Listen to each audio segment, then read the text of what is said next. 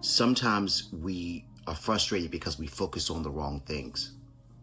Sometimes we're giving attention to the wrong people, the wrong places, and the wrong things in our lives.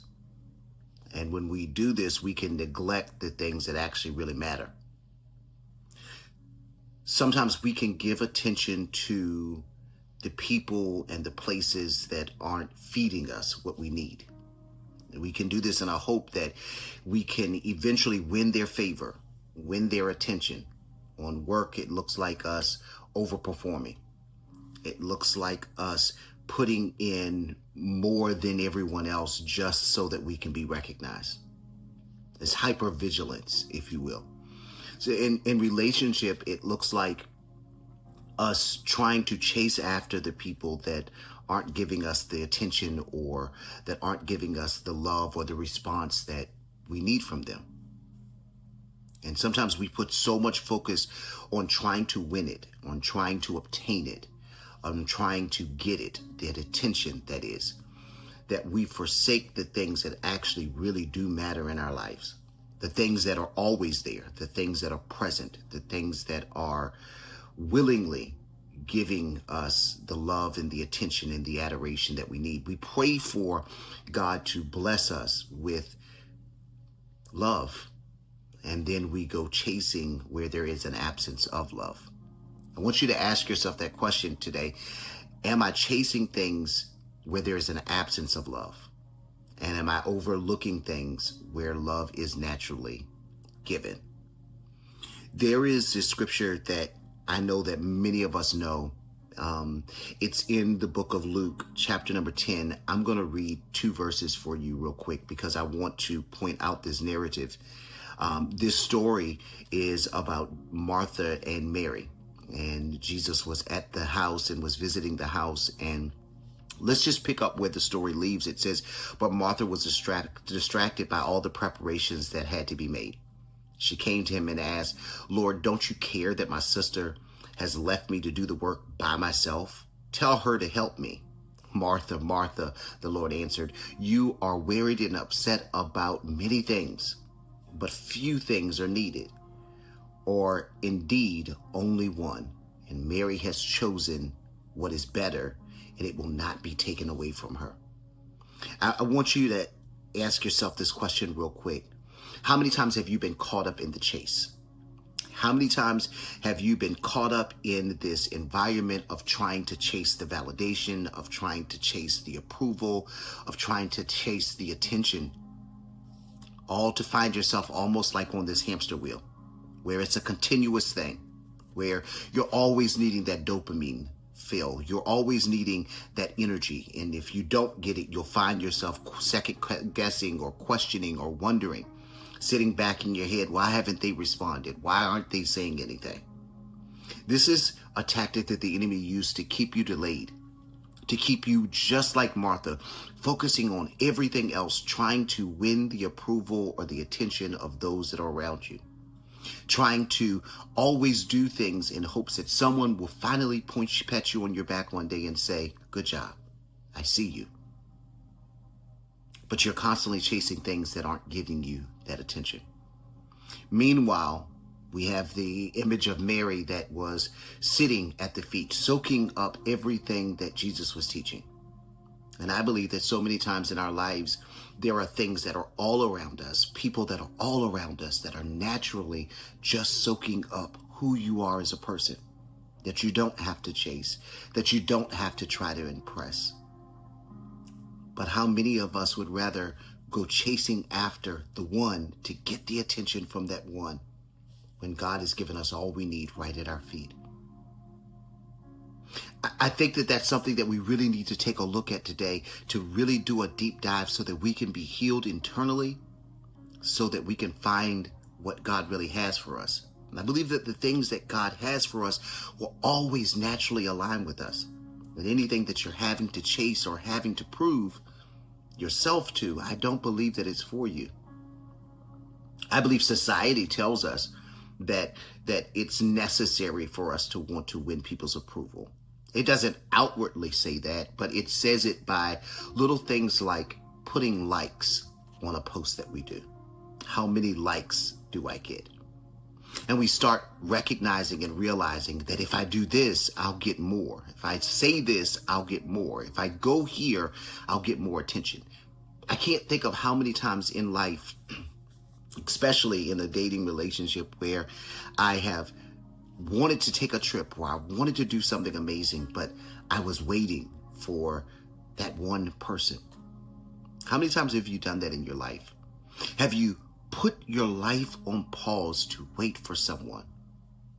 I believe that the enemy will use scenarios and people and circumstances in your life just like that to keep you stuck, to keep you in the place of never going after what it is that you were meant to. In this story, we see that Jesus tells Martha, you don't have to worry about trying to impress everyone around you.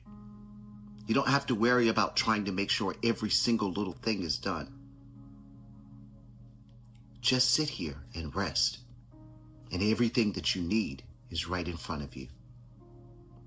As we go through this season of our life and as we are reorganizing our lives so that we can go after and receive the things that God really has for us, and as we're using our discernment to see what is truly in alignment with us, I want you to notice the people that call you when they don't want anything. They just want to see how you are. I want you to notice the people that text you when they don't need you to do them a favor. They just want to see how you are. I want you to notice the people that sit down and listen to the long version of your story without needing to do it just so that you can hear theirs. I want you to notice the people that show up for you without you actually asking. And that people that say, I wish that you had let me know, as opposed to just being there. You know, I believe that when God has aligned things for your life and for my life, I believe that things happen naturally. I believe that we don't have to run after and chase after like a hamster on a wheel, things that are not for us. The enemy will keep you distracted in this place, much like Martha was distracted with trying to chase after things that you'll probably never even get or probably never even really need. I often tell this story about when I was in 5th grade, me and my first cousin, there was a young lady at the school that I absolutely loved. I mean, I absolutely loved her. I used to sit right behind her and I could smell her hair right in front of me. And in my mind, we were going together. We were going together real bad, y'all. We were going together real bad. And I remember I was riding home on the bus with my cousin, and we got off at my grandmother's house, and he was saying how that was his girl. And so we got into a fight, me and my first cousin, underneath of the tree. And we were fighting. And I just remember we were fighting and fighting. And, eventually, we got beyond that. And I saw a picture of that young lady a few years later. And I don't know what I was fighting over.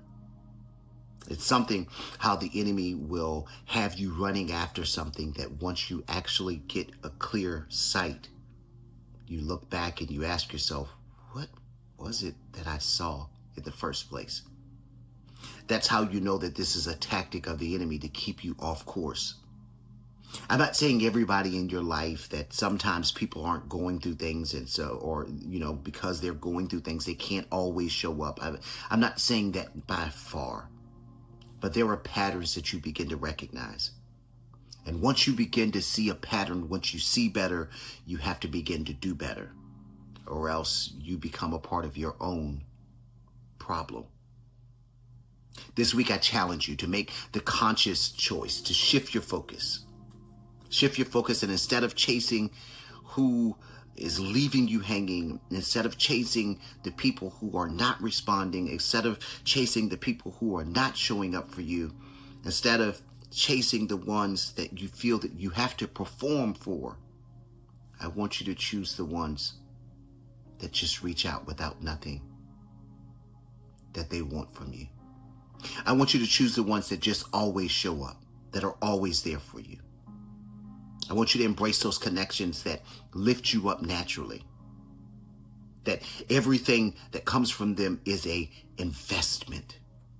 I want you to invest back into those relationships. Enrich the lives of those that God has placed around you. There is this saying that I always have loved from the movie Color Purple, and it says, I believe that it breaks God's heart when we walk by the color purple and we don't recognize it.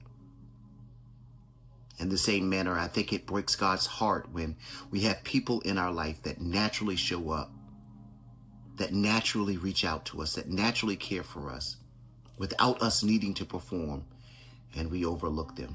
I think that breaks God's heart. Because I believe that God aligns those people and places those people around us. And many times it's how we treat the ones that we think are the least of them that elevates us to the higher level. And if you want to see this growth in your life, if you want to see God be able to trust you with the things that you have prayed for, then maybe you need to do well with the things that He's placed right in front of you. Be faithful over a few things. I'll call you up higher. Maybe you need to be faithful with the people that are showing you that they care for you every single day that you ignore because it's not enough loudness, it's not enough drama.